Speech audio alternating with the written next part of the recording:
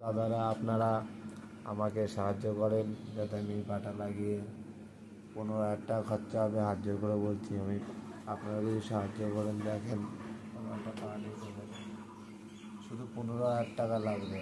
একটা পা লাগিয়ে দিলে তোমার তো আবার জীবনটা হয়তো আগের মতো হবে না, তবে কিছুটা জীবন তুমি আবার ফিরে পাবে।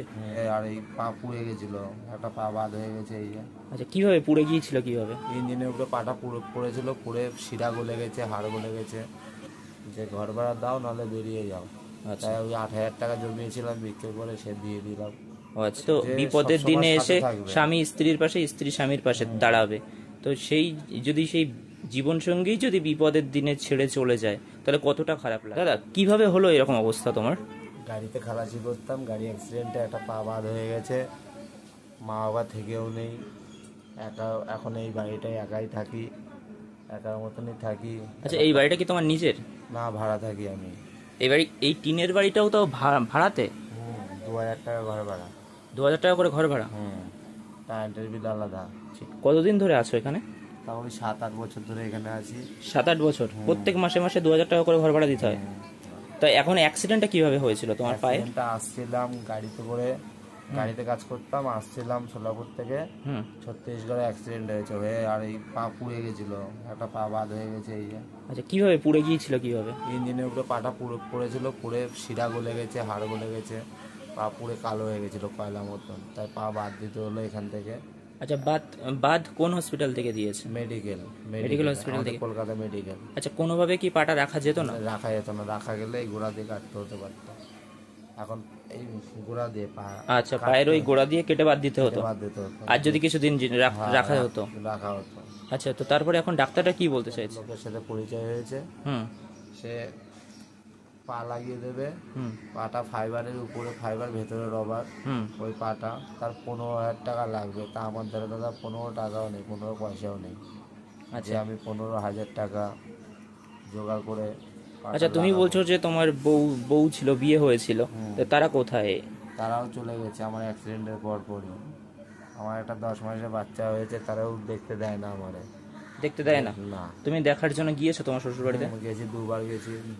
এখানেই থাকি একার মতন ঘুরি ফিরি আর ভিক্ষে করে খাই। কি করবো, ভিক্ষে করতেও ভালো লাগে না। ভ্যান চালাতে পারি, কিন্তু কেউ ভ্যান দিচ্ছে না। একটা ভ্যান কিনবো, তার লোন নিয়ে আগে একটা পা লাগিয়ে নিই, সাহায্য চেয়ে। আচ্ছা, একটা পা লাগাতে কত টাকা মতো খরচ হবে? 15,000 টাকা হলো। 15,000 টাকা মতো হলে হয়ে যাবে? তো তোমার কি টাকা 1 টাকাও জোগাড় হয়েছে? আমার 1 টাকা মানে ছিল, তা ঘর ভাড়া 2 বছরের পাবে, 48,000 টাকার উপরে ঘর ভাড়া পাবে। ও, মানে এখনো 2 বছরের ঘর ভাড়া বাকি? বাকি। তো মালিক কিছু বলেছে ঘর ভাড়ার জন্য? যে ঘর ভাড়া দাও, নাহলে বেরিয়ে যাও। তাই ওই 8,000 টাকা জমিয়েছিলাম, বিক্রি করে সে দিয়ে দিলাম। ও আচ্ছা। মালিকদের। তো মালিকের তো এটা বোঝা উচিত যে তোমার এই অবস্থা, হঠাৎ করে তোমার অ্যাক্সিডেন্টে পাটা কেটে বাদ পড়ে গেছে। না, 6 মাসের ভাড়া সে ছাড় দিয়েছে, তারপরে বলছিল 6 মাস আমি অ্যাক্সিডেন্টে ভুগেছি। সেই 6 মাসের ভাড়া নেয়নি? তুমি এখন এই বাড়িটা একাই থাকছো? একাই থাকি। আর খাওয়া মানে সংসারটা, মানে তুমি যে খাওয়া দাওয়া করছো বা কিভাবে চলছে সেটা? ওই যে পাড়ায় ভিক্ষা করে। আচ্ছা, তো এখন যিনি বলছেন যে পাটা লাগাবে, তো পাটা লাগানোর পরে কি তুমি সুস্থ স্বাভাবিক মানে সাধারণ মানুষের মতো হাঁটাচলা করতে পারবে? এই যে আমার মনে হয় যে নিচের দিকে কাটা। ও আচ্ছা। সাধারণভাবে আমি হাঁটাচলা করতে পারবো, একটা ভালো কর্মও করতে পারবো। হ্যাঁ, তো তোমার কি ইচ্ছা আছে পাটা লাগানোর পরে? পাটা লাগানোর পরে ইচ্ছা আছে একটা মোটর ভ্যান কিনবো, ব্যাটারি ভ্যান লোন নিয়ে। আচ্ছা, মোটর ভ্যান কিনে সেটা দিয়ে আমি কর্ম করব, আর নিজের মতন একাই চলবো। আচ্ছা। তারপরে বউ মেয়ে আসলে আসবে, না আসলে আর কি বলবো। সে তো আর আসবেই না, বলেই দিচ্ছে যাবো না, তাও আমি বলছি যদি আসে তাকে তো আর ফেরোনো যাবে না। দেখবো কিছুদিন। সে তো আমার এখন বিপদের সময় পাশে নেই।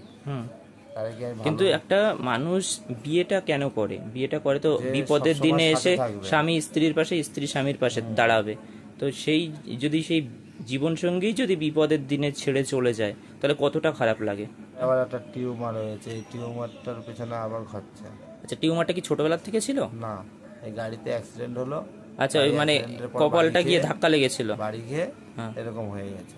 আচ্ছা, এরকম হয়ে যাচ্ছে। তো ডাক্তারটা কি বলছে? ওটা ডাক্তারটা বলছে টিউমার হয়েছে, অপারেশন করে ঠিক করতে হবে। হোমিওপ্যাথি ওষুধ খেয়েছি, কাজ হয়নি। কাকুরা দাদারা আপনারা আমাকে সাহায্য করেন যাতে আমি পাটা লাগিয়ে 15,000 টাকা খরচা হবে, হাত জোর করে বলছি। আমি পাটা লাগিয়ে আবার একটা ব্যাটারি ভ্যান কিনে চালাতে পারি, একটা লোন নেবো, পেটের দায়ে তো করতে হবে। এখন বিক্রি করছি, কোনোদিন করিনি।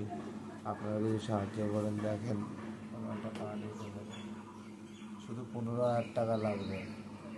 আপনারা একটু দেখে দেন, কারণ আপনারাই আমার সব হর্তাকর্তা, আপনারাই দেখেন।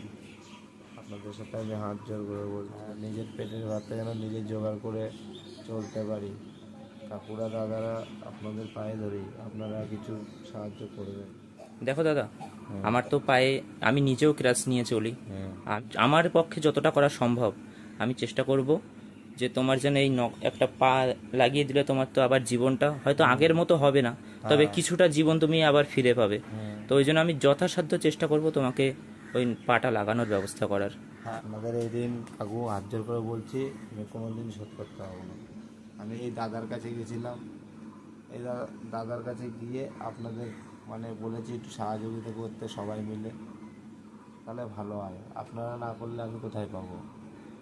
তার জন্য হাত জোর করে বলছি, পায়ে পড়ে বলছি, আপনারা সাহায্য করেন আমার, যাতে পাটা লাগিয়ে আমি আবার চলতে পারি। তোমার তো সব পরিস্থিতি শুনলাম, সত্যি খারাপ লাগছে যে বৌদি তো অন্তত আর কয়েকটা মাস অপেক্ষা করতে পারতো। যতই হোক তোমাদের তো ভালোবাসা করে বিয়ে হয়েছিল, তাই না? তো যেই তোমার অ্যাক্সিডেন্টটা হলো, পা কেটে পড়ে গেল, সেই চলে গেল একটা 10 মাসের বাচ্চা নিয়ে। তুমি যে এখন এই একা আছো, বাড়িতে কেউ নেই তোমার দেখার, এই পরিস্থিতি তোমার, সত্যি খারাপ লাগে। মানে যে অন্তত জীবন সঙ্গীটার তো অন্তত বোঝা উচিত ছিল যে আমি যে মানুষটাকে একা ফেলে চলে যাচ্ছি, তো ভগবান তো আমাকে এই পাপের জন্য কোনোদিনও ক্ষমা করবে না।